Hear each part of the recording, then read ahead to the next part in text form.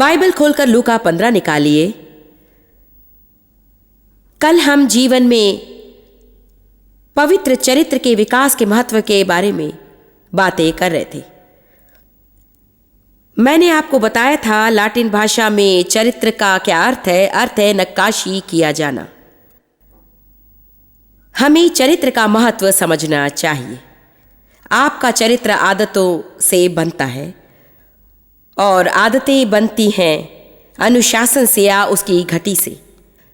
आदतें अच्छी हैं क्योंकि अनुशासन होता है, हमारी आदतें बुरी हैं क्योंकि हम अपने को अनुशासित नहीं करते। उस अनुशासन से आदतें बनती हैं और आदतों से हमारा चरित्र बनता है। बाइबल कहती है कि हमें यीशु जैसा बन जाना है अपनी हर चाल चलन में। जब आपका फिर से जन्म होता है, वो हर चीज की समाप्ति नहीं, हर चीज का आरंभ है। और हम में से प्रत्येक का कर्तव्य है कि पवित्र आत्मा हमारे भीतर जो कार्य कर रही है उसे सहयोग देने में हम अपना शेष जीवन बिता दें। आपके बारे में मैं नहीं जानती, किंतु मुझे बदलना है। आमीन। बहुत से लोग चुपचाप बैठे रहते हैं, अपने को पसंद नहीं करते, अपने स्वभाव में जो समस्याएं देखते हैं उनके कारण या उनके चुनावों के कारण, मगर सिर्फ अपने को नापसंद करने से और दूषण का अनुभव करने से किंचित भी भला नहीं होता। आपको करना यह चाहिए कि प्रभु से कहिए कि आपको बदल दे और फिर सीखने की बातें सीखने लगिए और पवित्र आत्मा को पूर्ण सहयोग दीजिए और बदलावों को घटते देखिए। कुछ लोग अफसोस में सारा जीवन बिता देते हैं मगर किसी सुधार के लिए क्रियाशील नहीं बनते। आमीन।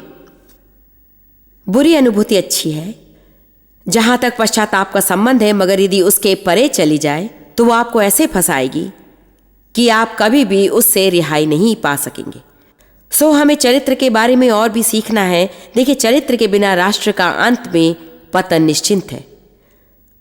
लूका 15 में खोए पुत्र के लौटने का वर्णन हम देखते हैं।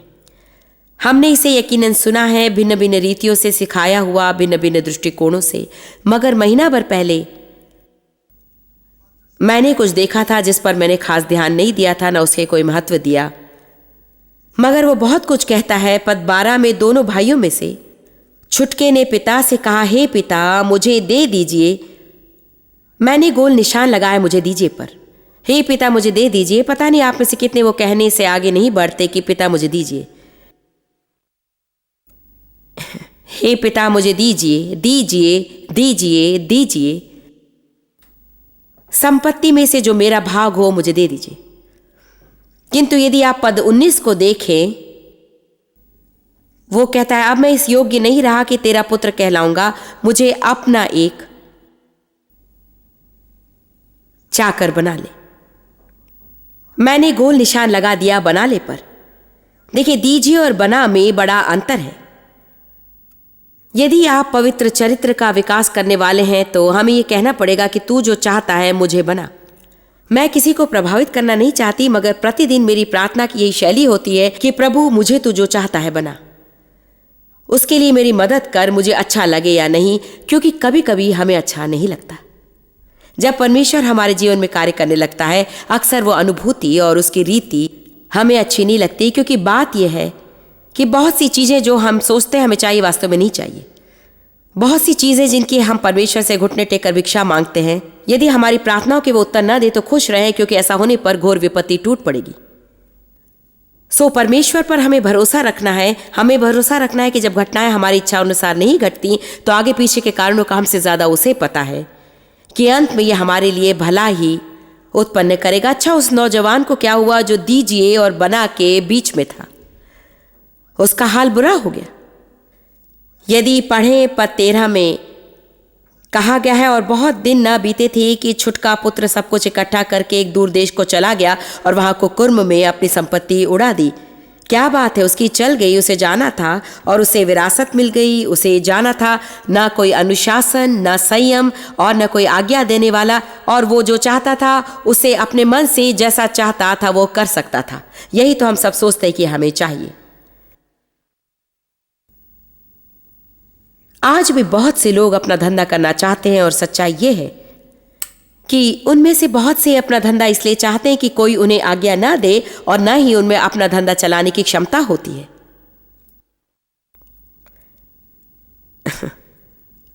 Come on now. अर्थात कुछ लोग हैं जिनको क्षेत्र में दान है और उन्हें अपना धंधा चलाना चाहिए, मगर हमें चौकस रहना पड़ेगा कि परमेश्वर का आत्मा हमें जिसके लिए अगुवाई दे रहा है हम वही कर रहे हैं, ना कि उसे हम इसलिए कर रहे हैं कि हमें किसी की आज्ञा ना सुननी पड़े। तो उसने जो चाहा हो गया, उसे पैसे मिल गए, कोई आज्ञा देने वाला नहीं। जब वो उठना चाहता था उठता था, जब सोना चाहता था सोता था, जब खाना चाहता खाता, जो खर्च करना चाहता था करता था, जिसके साथ रहना चाहता था वो रहता था। अब जिंदगी मेरे कब्जे में है। परंतु अंत में परिस्थिति बदल जाती है। जब आप शरीर में चलते तो हरियाली थोड़े समय की है। आमीन। बहुत ही अच्छी बात है। मेरा विश्वास है कि रोमियो 7 में कहा गया है, शरीर का सेवन मत करो। कोई आपकी सेवा करे तो अच्छा लगता है, मगर मुझे पता लगा कि जितनी अधिक सेवा आपको मिले उतना अधिक बिल होगा जब वो आएगा। एक फास्ट फूड रेस्टोरेंट में आप कार चलाते हुए पहुंचे और जल्दी से वो सब दे देते हैं।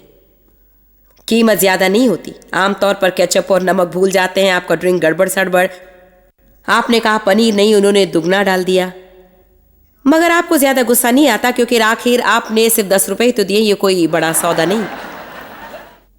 मगर यदि आप किसी रेस्टोरेंट में जाए और 3-4 जनों के खाने का 1,500 रुपए चुकाए तो बहुत सी आपको सेवाएं मिलती हैं। आपकी मेज पर यदि कोई टुकड़ा रह गया तो वे स्क्रैपर लाकर उसे साफ कर जाते हैं। यदि आप उठकर बाथरूम जाते हैं और नैपकिन टेबल पर छोड़ जाते हैं तो जब आप लौट कर बैठते हैं वे नैपकिन को लाकर आपको देते हैं। यही नहीं, जब आप गए हुए थे उन्होंने नैपकिन को तह कर दिया था ताकि आपके लौटने पर वो सुंदर लगे। हम सब ऐसा बर्ताव चाहते हैं। ये तो ठीक है, प्रभु की स्तुति हो। काश कि मुझे भी इस तरह की जिंदगी मिलती। हाँ वाह। मगर जब बिल आएगा तो 15 रुपए का नहीं होगा, शायद बिल 2000 का होगा अवश्य, लेकिन 15 रुपए का नहीं होगा। इस नौजवान ने शरीर की सेवा की और अब बिल आने ही वाला है, क्योंकि पद 14 में ये कहता है वो सब कुछ खर्च चुका। ओ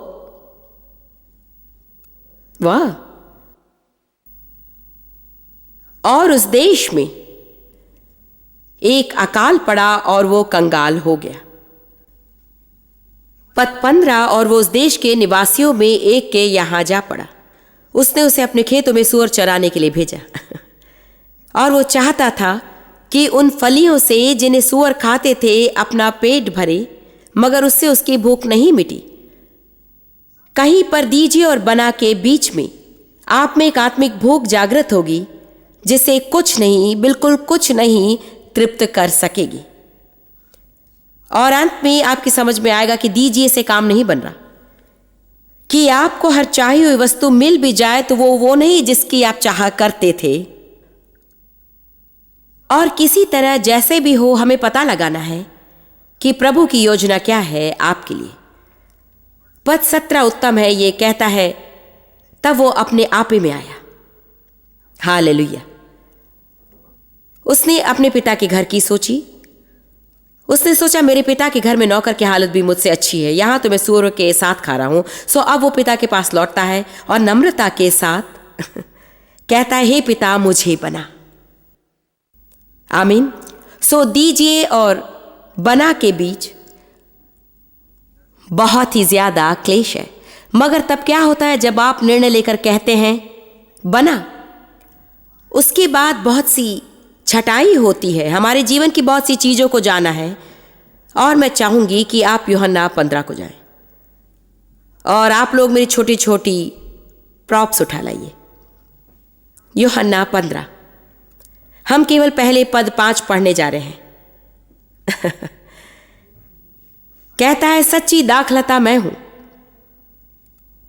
और मेरा पिता किसान है। जो डाली मुझ में है और नहीं फलती, सब लोग कहिए फलती, कहिए फलती।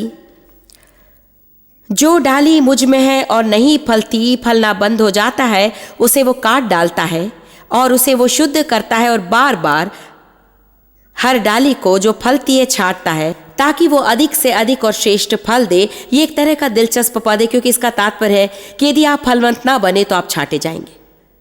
और यदि फल दें तो भी छांटे जाएंगे ताकि आप अधिक से अधिक और बेहतरीन फल दें। सो मुख्य बात यह है कि फल दें या ना दें, आप छांटे जाएंगे। इस छटाई से हम मुक्त नहीं हो सकते, ये जीवन का एक तथ्य है। आमीन। अच्छा, ये बताइए इस छटाई शब्द का अर्थ क्या है? छटाई शब्द का अर्थ है काट डालना या काट कर संवारना। परमेश्वर काट छाट से शुरू कर सकता है, मगर वो तो काट डालने को उतारू है।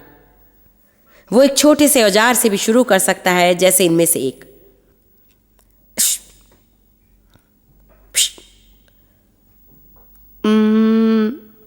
उस मनोदशा को जाना होगा।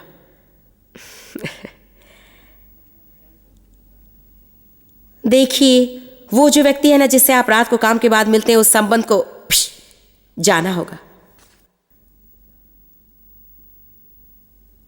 और बाकी सारी भावनात्मक मौज उड़ाते हैं ना,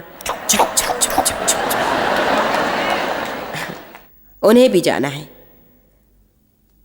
और जब भी हम कहते हैं छप छप छप छप छप छप छप, हम कहते हैं तू मेरे जीवन में क्या कर रहा है प्रभु? मेरी तो कुछ भी समझ में नहीं आता। प्रभु तो वही करा जो आपने कहा था। वो आपको अपना चाकर बना रहा है। जैसे जैसे आप प्रगति करेंगे और फलना शुरू करेंगे, उत्तम होगा। प्रभु को फल प्यारा है। मगर अब जब वो देखता है कि कार्य करने के लिए उसे कोई मिल गया, तेजस उमड़ने लगता है, क्योंकि अब आपको उससे प्रेम है। इस घनिष्ठता में आप रम गए, सहचार्य में आपको लग रहा है कि प्रभु के बिना आप नहीं रह सकते। आप समझते हैं कि उसके बिना संसार सूना है। तो अब वो थोड़ा सा और गहरा जा सकता है, क्योंकि आप तो तुरंत भागने वाले नहीं है यदि आपकी इच्छाओं के अनुकूल घटनाएं न घटे और स्थितियां कुछ कारण से हो जाए। सो अब वो वक्त सामने है जब आप सोचते हैं कि आपको बड़े पुरस्कार मिलने चाहिए। देखिए, आज आप मेरी मदद तो कीजिए। और इधर आपने सोचना शुरू किया कि आपको बड़े पुरस्कार मिलने चाहिए, तो वो दोबारा आ जाता है।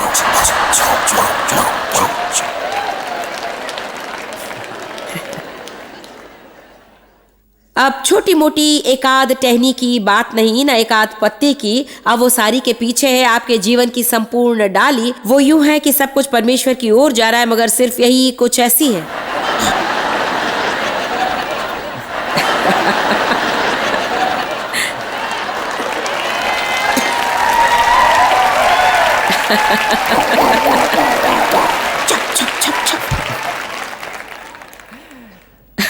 आप में से कुछ परमेश्वर आपके पीछे व्यस्त है। छप छप छप। आ तो जाओ मेरी मीठी सी गुड्डी।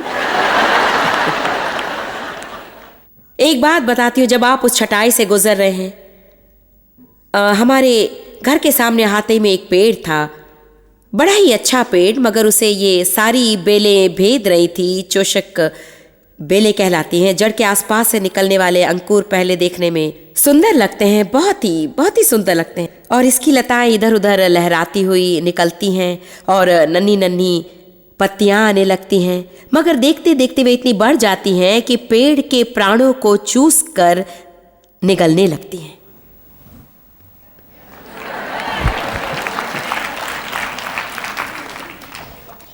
न जाने कितनों को आप अपने प्राणों तक पहुंचने देते हैं, जो आपके प्राणों को चूसने के सिवा और कुछ नहीं करते।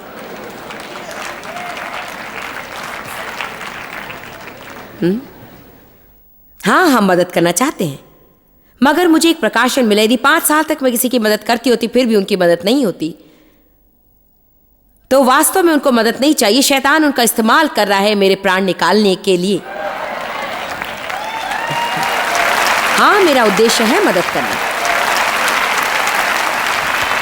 मगर मैं नहीं चाहती कि इसके लिए मेरे प्राण निकल जाएं। परमेश्वर किसी को इसलिए नहीं बुलाता। क्या आपने मेरी सुनी? आपने अगर किसी की मदद करने की कोशिश की 4-5 साल तक और उनकी मदद पूरी नहीं हुई,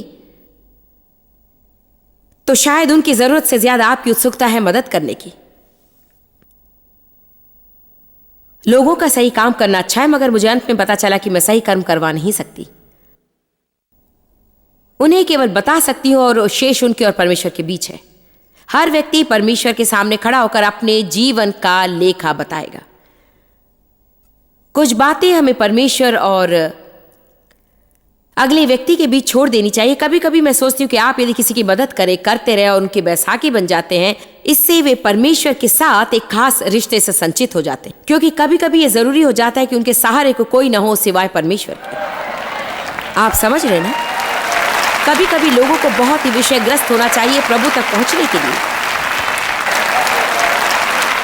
इसीलिए पौलुस ने कहा, जब लोग समुदाय में उसे एक आदमी से निपटने लगे जिसे संगोत्र संभोग के क्षेत्र में समस्या थी कि उसे साहचर्य से निकाल दिया जाए, उसने कहा कि उसे शैतान के हवाले कर दो।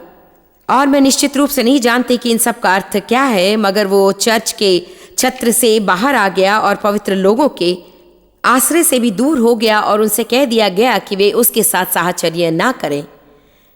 पौलुस ने कहा कि हमें यह करना पड़ता है इस आशा से कि अंत में उसकी आत्मा का उद्धार हो। कभी कभी ऐसा करना, देखिए वे दुखी हैं, उसे हम दूर करने की कोशिश करते हैं, उस पर एक बैंड एड लगाकर उन्हें बचा लेते हैं। वे संकट में फंसते हैं, हम उनका उद्धार करते हैं और उन्हें बचा लेते हैं और फिर मूर्खता का काम करते हैं। देखिए कभी कभी हमें कदम पीछे हटा लेना चाहिए और लोगों को वो करने देना चाहिए जो इस नौजवान ने किया लूका में। उन्हें कुछ समय के लिए सूअरों के साथ लेटना चाहिए। आपने ध्यान दिया होगा, उसका पिता उसे बचाने नहीं आया, उसे निर्णय लेना था। और जब उसने निर्णय लिया कि मैं पिता के पास लौट चलूंगा और कहूंगा कि मुझे चाकर बना ले, पिता ने बाहें बढ़ा दी, मगर किसी ने ना उसका पीछा किया, न कहा सुअर बाड़े से निकल जाने के लिए।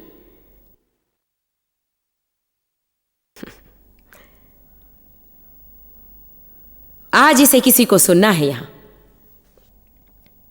क्योंकि अपने प्रचार के जिस तात्पर्य को मैं सुनाने की कोशिश कर रही थी उसका अंश नहीं था।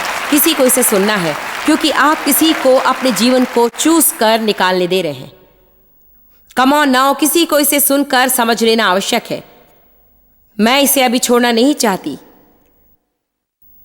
जरा रुकिए, सिर के ऊपर से निकल जाने दे।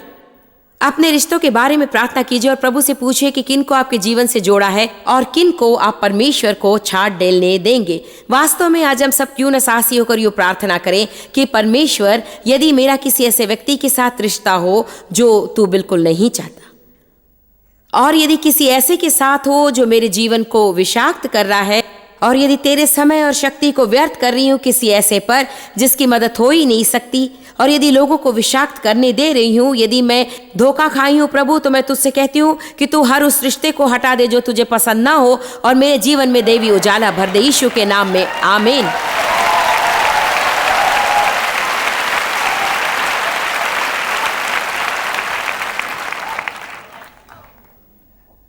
यूहन्ना 15:2, जो डाली नहीं फलती है उसे वो छांट देता है, जो डाली फलती वो छांट देता है ताकि वो और अधिक श्रेष्ठ फल दे। और कभी कभी उस क्रियाविधि में आपको लगता है कि आपकी हत्या हो रही है।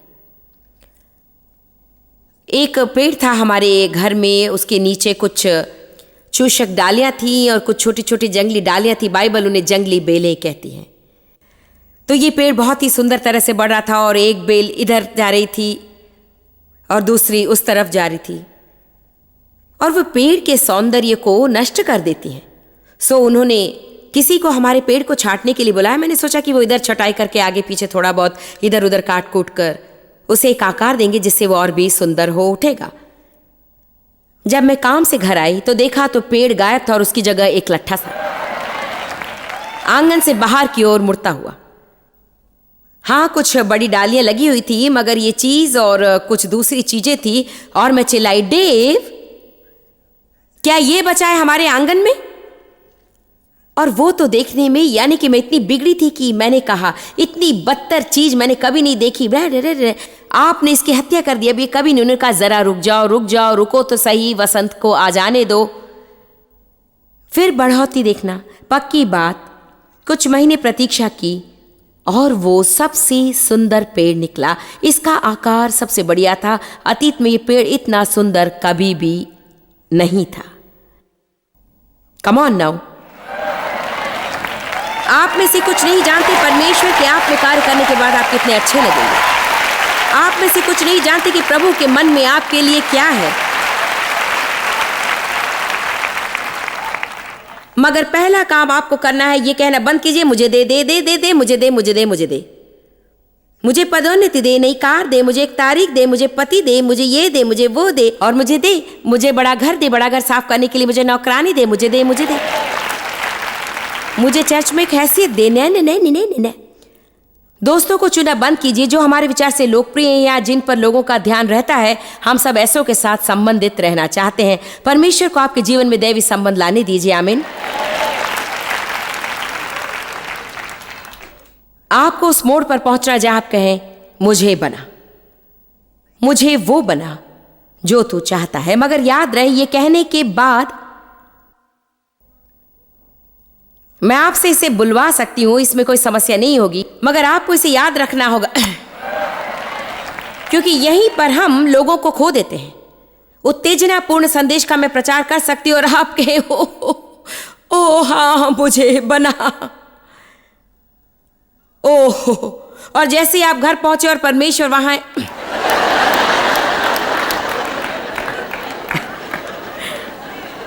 मैं सदा अपने को बेवकूफ बनाती हूं आपके हित के लिए, आप जानते हैं ना।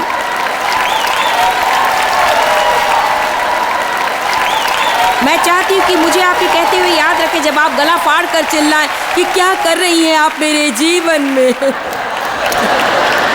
ठीक है,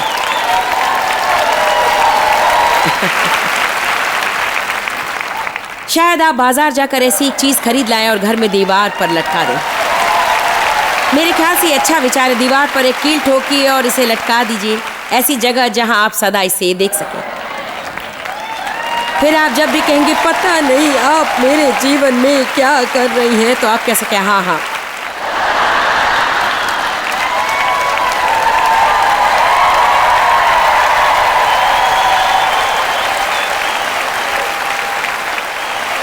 हाँ हाँ, ये फिर वही फल वाली बात है, ठीक है ना। यूहन्ना अध्याय 15 पद 4 को देखें। तुम मुझ में बने रहो और मैं तुम में। जैसे डाली यदि दाख लता में बनी ना रहे तो अपने आप से नहीं फल सकती, वैसे तुम भी यदि मुझ में बने ना रहो तो फल नहीं सकते।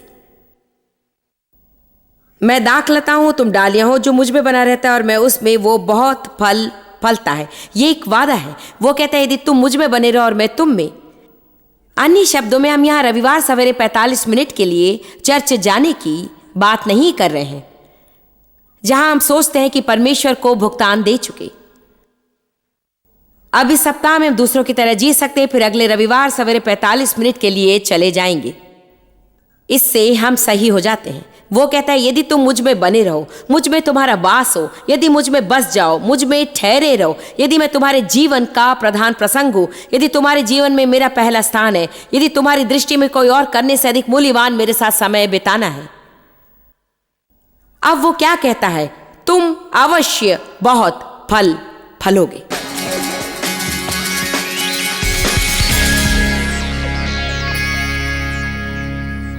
यदि आप जॉयस मेयर मिनिस्ट्रीज के साथ सहभागी हैं तो मैं आपको धन्यवाद देना चाहूंगी। मैं इस मौके पर कहना चाहूंगी कि धन्यवाद धन्यवाद धन्यवाद। डेव और मेरे लिए और हमारे संपूर्ण परिवार और सेवकाई के लिए आप महत्वपूर्ण हैं, और ये भी महत्वपूर्ण है कि आपकी सहभागिता जारी रहे ताकि हमारी हर कोशिश को कामयाबी का सहरा मिले परमेश्वर के राज्य को बढ़ाने के लिए। इस भूमि पर आपकी बुआई होते ही परमेश्वर की आशीषों की वर्षा होगी आप पर। डेव और मैंने अपनी उम्र में बहुत कुछ सीखा है और प्रभु ने हमें बहुत कुछ किया है, और उसने संसार भर में सुसमाचार के प्रचार के लिए हमें अभिषेक किया है। जैसे जैसे आप हमारे साथ सम्मिलित होते जाएंगे वो अभिषेक आप पर भी आएगा और आपके लिए प्रभु कुछ रौबदार चीज करेगा। इसलिए याद रखिए, जिस चीज को आप किसी और के लिए संभव करेंगे परमेश्वर आपके लिए करेगा। आवश्यकता पर न जाएं, बीच पर जाएं। सहभागिता के लिए असंख्य धन्यवाद। प्रभु आशीष दे। आप जितना जानते हैं उससे भी अधिक आप हमारे लिए जॉयस मेयर मिनिस्ट्रीज एशिया में महत्वपूर्ण हैं। हम आपकी सराहना करते हैं। आप सौभाग्यों का धन्यवाद देते हैं कि इस संसार भर की सेवकाई को आप सफल कर रहे हैं। एक साथ हम भूखों को भोजन, गरीबों को कपड़े दे रहे हैं और पूरे संसार में सुसमाचार प्रचार कर रहे हैं। हमसे आज ही संपर्क करें या लॉग करें jmmindia.org। अपने प्रार्थना निवेदन भेजें, हमारे स्रोत के विषय जानें, जॉयस की सभाओं के विषय जानें, और जैसे हम पूरे संसार में मसीह के प्रेम को बांटते हैं तो आप हमारे साथ सहभागी हो जाएं।